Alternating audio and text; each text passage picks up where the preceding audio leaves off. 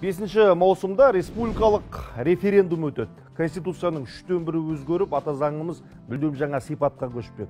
Бірақ 33 бапқа енетін 56 өзгеріске ешкім 56 сұрақ дайындап отырмайды. Осы реформаны жалпы қолдайсыз ба, жоқ па деген жалғыз ғана сұрақ қойылады. Сондықтан конституциялық реформада не қамтылатынын біліп алайық. Сәлем достар.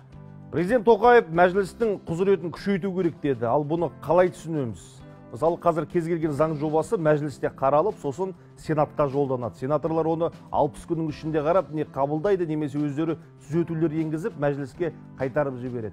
Референдум өтіп, конституцияға өзгеріс енгеннен кейін заң қабылдау құқығы мәжілісте ғана болады. Сенаттың құзырында тек мақұлдау немесе мақұлдамау болады. Тіпті сенат заң жобасына қарсы болса да, мәжіліс өз ішінде дауысқа салып, 3/2 қолдаса болды. Құжатты бірден президентке жолдай алады. Тағы бір өзгеріс. Қазір есеп комитеті мәжілістің алдында бір рет есеп береді жылына. Конституцияға енетін өзгерістен кейін есеп комитеті деген атау жойылады. Оның орнына жоғары аудиторлық палата құрылады. Оның басшысы мәжілістің алдына жылына 2 рет есеп береді. Бұл өте дұрыс шешім, себебі шенеуніктер небір жойқын жобаларды бастап, кейін орта жолда тастап жаман үйренген. Мысалы, үкімет 2020 жылға дейін халықты 100% интернетпен қамтимыз деді. Сосын оны 2022 жылға шегерді. 2022 жыл тағы бір 2 жыл сұрайды.